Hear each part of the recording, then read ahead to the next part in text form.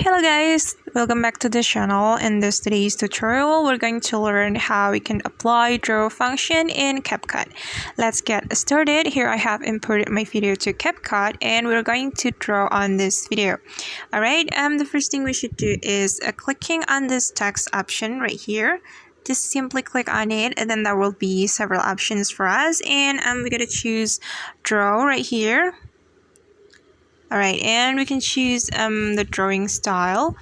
It's right here. We can go right to find the drawing style that we like, and for example I'm going to choose this one and pick the color that you like, guys. I'm going to pick purple, and we can also customize the size and the opacity for this drawing. We can go right like this, and we can go left up to decrease the size and choose the opacity like this. And after that we can start drawing.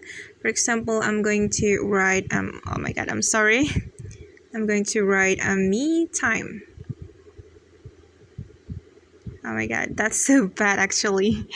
Okay, and after that we can choose we can click on this check mark after we finish drawing. And we can also change the position of this drawing by clicking and holding on this drawing, and you can place it on the part that you like or that you want. Then we can adjust the length as well by dragging on this section. Just drag it. Alright, and let's check it together.